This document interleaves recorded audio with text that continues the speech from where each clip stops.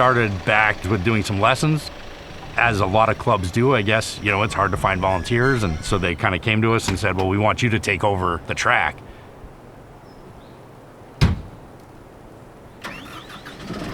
Yeah, so we ended up taking over the track in 2001, and literally put our heart and soul into it and revamped the entire place into one of Canada's top national facilities.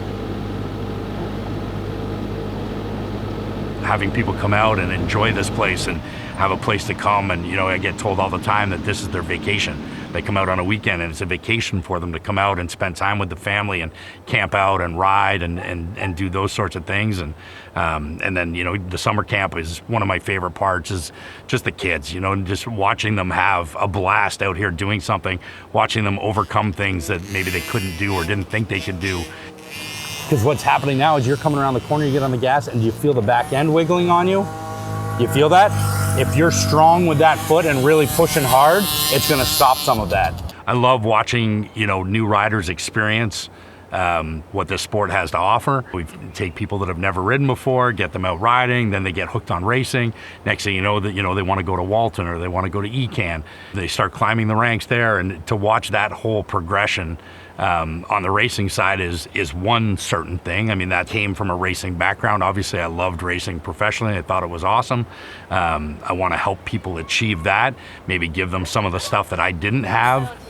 Okay, good job this week. Thank you. Can we keep it rolling through the weekend now? Yeah. Okay, so it's been super cool, and the results have been pretty positive and gratifying, and that's fulfilling my racing side of the desire. I raced at a high level, but my best finishes were 5th and 6th and things like that. I never found the podium, so finding the podium this way and finding the wins this way is the next best thing, I guess.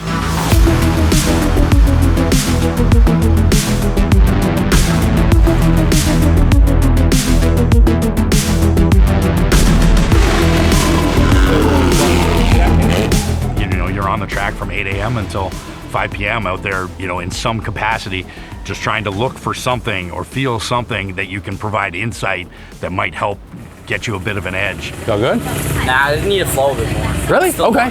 Yeah. It looked good, honestly. I feel like I'm still just... Okay. Yeah. Okay. I'm a lot like in hard, pop out. Okay, so you just gotta lay up a bit and then smooth. Okay. You get sucked up into that, right? That in that adrenaline of, let's get a good start. Okay, let's get out there and battle. Let's get that win. And working with Kev, it's honestly a dream. One thing that really stands out, I think, the freedom.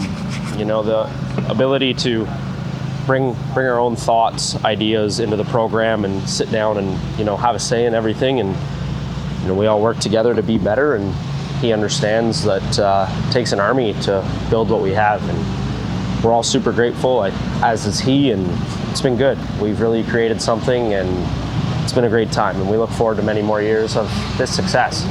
This year was a big year for us as we came into the fall, and we were looking for another rider. We wanted to go big. Yamaha wanted to go big.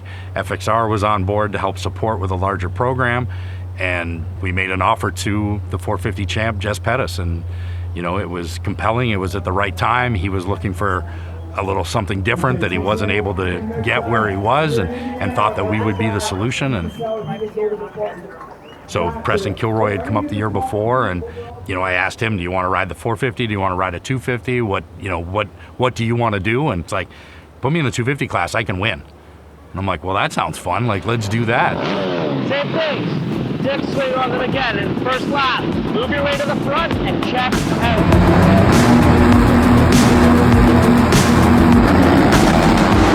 Kilroy on the 250 was magic. I mean, he was so smooth and so consistent and so confident that he was going to win, and that's what he did. He went on a winning streak and actually wrapped the title up of, one round early. And I think he brought a lot to Seb as well. I mean, we finally got Seb to a point where he won.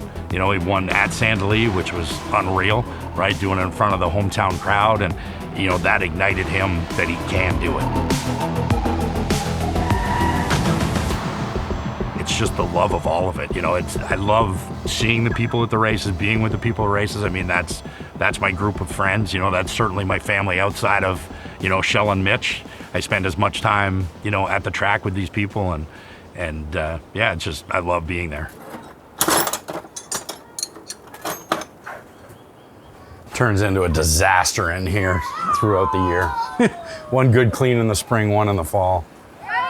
Everybody's got their thing, and some people are, you know, highly driven when it comes to work for whatever success deems. And like running a motocross track, success is certainly not, you know, your bank account. That's for sure. There we go.